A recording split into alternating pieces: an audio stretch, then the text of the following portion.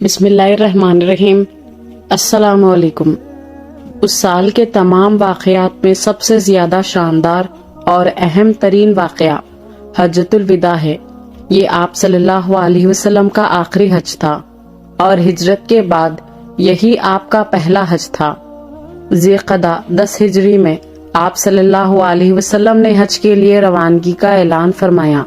یہ خبر بجلی کی طرح سارے عرب میں ہر طرف پھیل گئی اور تمام عرب شرف حمر کعبی کے لیے امنڈ پڑا۔ حضور اقدس صلی اللہ علیہ وسلم نے آخر ذی القعدہ میں جمعرات کے دن مدینہ میں غسل فرما کر تہبند اور چادر زیب تن فرمایا اور نماز ظہر مسجد نبوی میں ادا فرما کر مدینہ منورہ سے روانہ ہوئے اور اپنی تمام ازواج مطہرات رضی اللہ تعالیٰ عنہ کو بھی ساتھ چلنے کا حکم دیا۔ مدینہ منورہ سے 6 میل دور اہل مدینہ کو میقات ذوالحلیفہ پر پہنچ کر رات بھر قیام فرمایا، پھر احرام کے لیے غسل فرمایا اور حضرت بی بی عائشہ صدیقہ رضی اللہ تعالیٰ عنہ نے اپنے ہاتھ سے جسم اتھر پر خوشبو لگائی۔ پھر آپ صلی اللہ علیہ وسلم نے 2 رکعت نماز ادا فرمائی اور اپنی اونٹنی قصوہ پر سوار ہو کر احرام باندھا اور بلند آواز سے لبیک پڑھا اور روانہ ہو گئے۔ حضرت جابر رضی اللہ تعالیٰ عنہ کا بیان ہے کہ میں نے نظر اٹھا کر دیکھا تو آگے پیچھے دائیں بائیں حد نگاہ تک آدمیوں کا جنگل نظر آتا تھا۔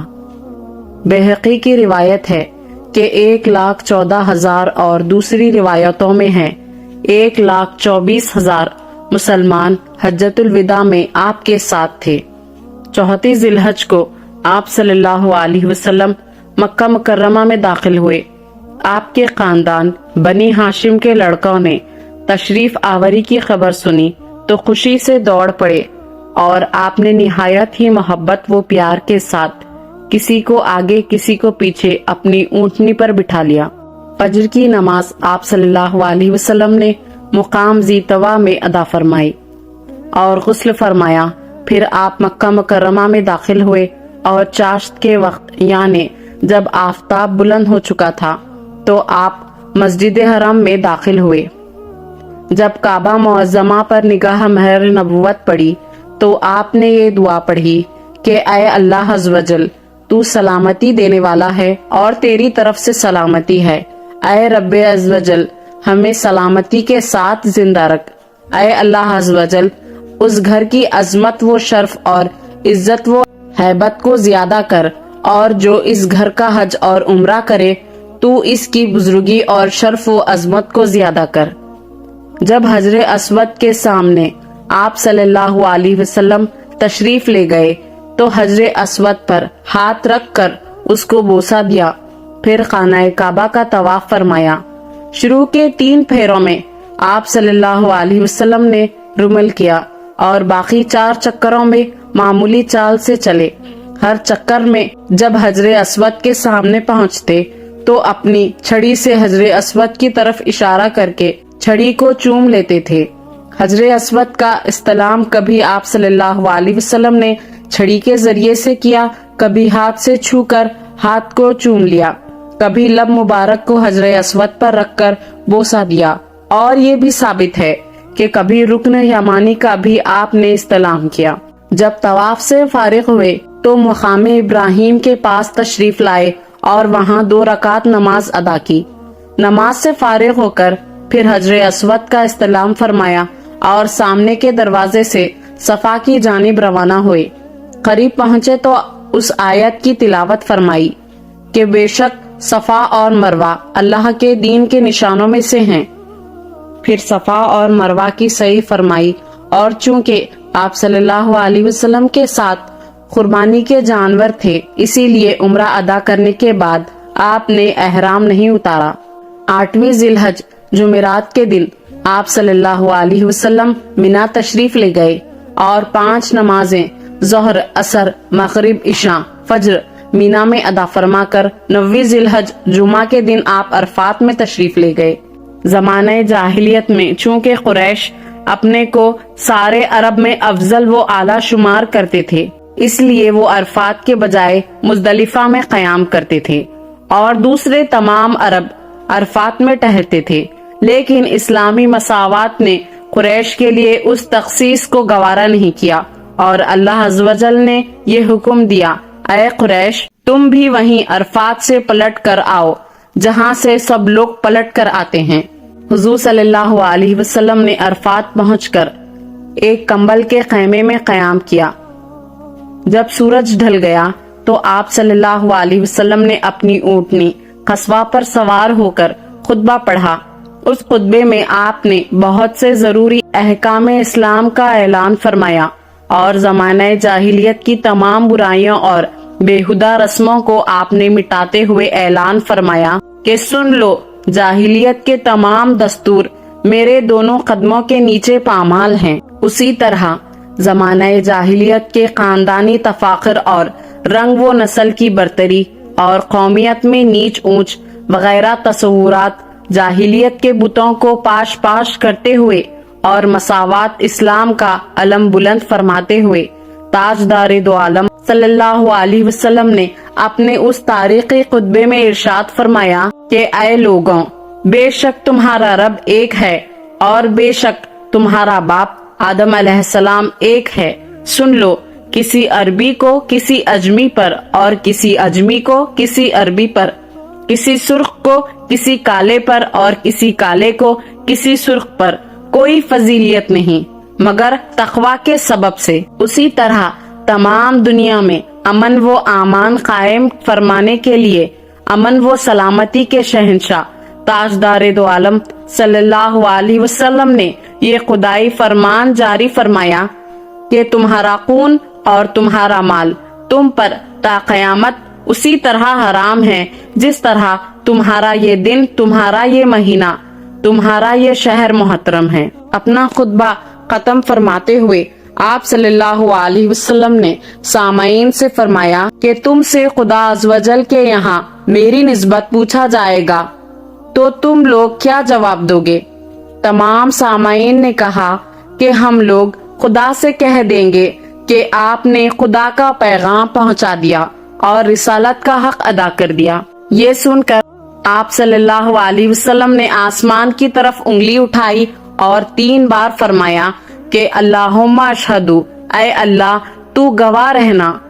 عین اسی حالت میں جبکہ خطبے میں آپ صلی اللہ علیہ وسلم اپنا فرض رسالت ادا فرما رہے تھے، یہ آیات نازل ہوئی کہ آج میں نے تمہارے لیے تمہارے دین کو مکمل کر دیا اور اپنی نعمت تمام کر دی اور تمہارے لیے دین اسلام کو پسند کر لیا۔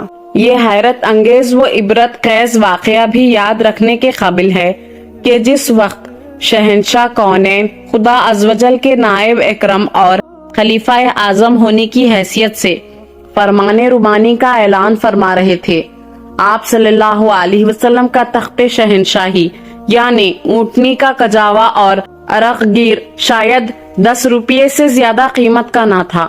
نہ اس اونٹنی پر کوئی شاندار کجاوا تھا، نہ کوئی ہودج، نہ کوئی محمل، نہ کوئی چتر، نہ کوئی تاج۔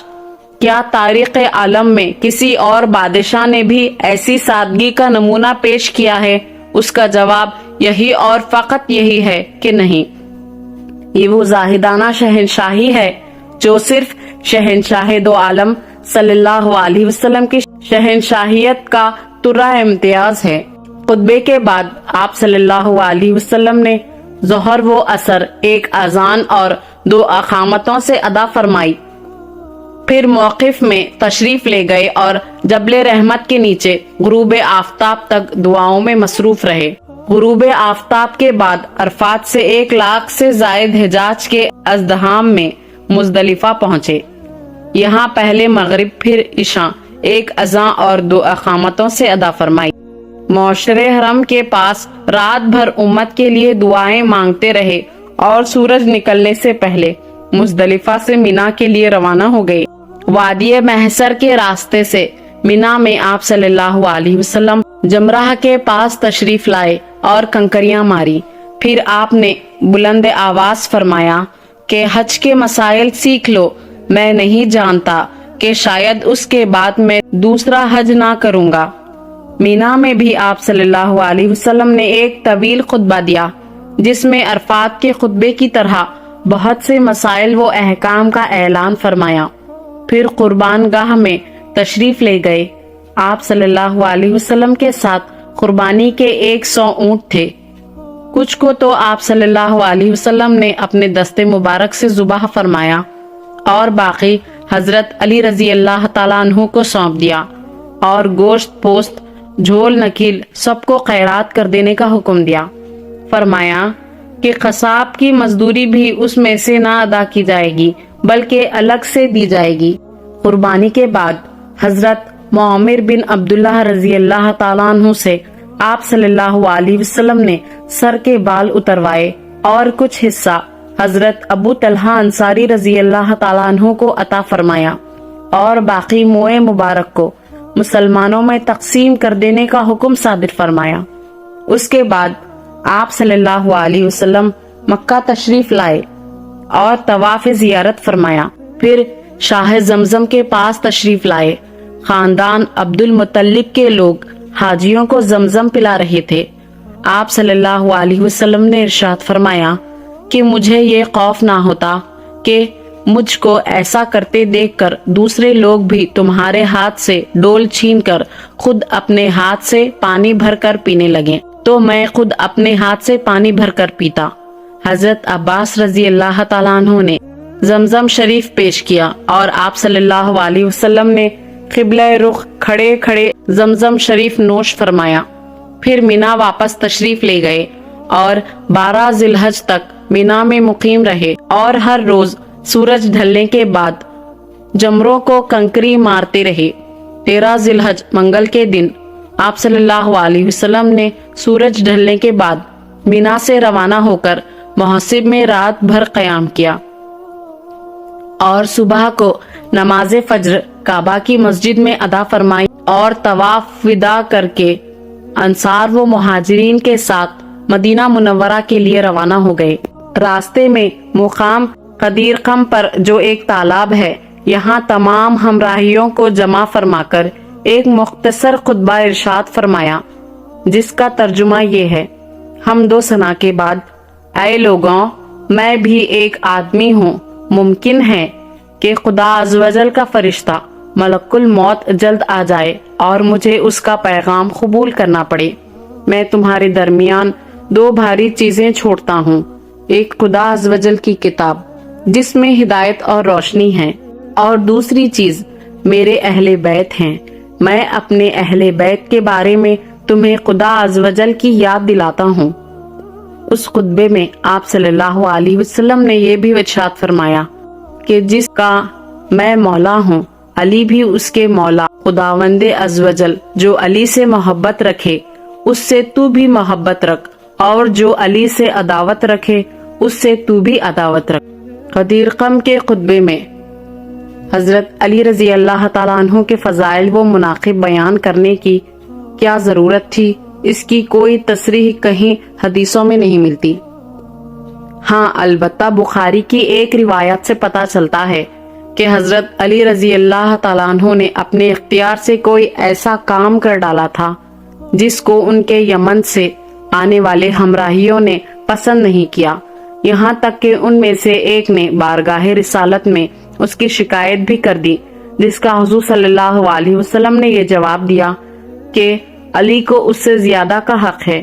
ممکن ہے اسی قسم کے شبہات و شکوک کو مسلمان یمنوں کے دلوں سے دور کرنے کے لیے اس موقع پر حضور صلی اللہ علیہ وسلم نے حضرت علی اور اہل بیت رضی اللہ تعالیٰ عنہ کے فضائل بھی بیان کر دیے ہوں۔ بعض شیعہ صاحبان نے اس موقع پر لکھا ہے کہ قدیر قم کا خطبہ یہ حضرت علی رضی اللہ تعالیٰ عنہ کی خلافت بلا فصل کا اعلان تھا، مگر اہل فہم پر روشن ہے کہ یہ محض ایک تک بندی کے سوا کچھ بھی نہیں، کیونکہ اگر واقعی حضرت علی رضی اللہ تعالیٰ عنہ کے لیے خلافت بلا فصل کا اعلان کرنا تھا تو عرفات یا مینا کے خطبوں میں یہ اعلان زیادہ مناسب تھا، جہاں 1 لاکھ سے زائد مسلمانوں کا اجتماع تھا، نہ کہ قدیر قم پر جہاں یمن اور مدینہ والوں کے سوا کوئی بھی نہ تھا۔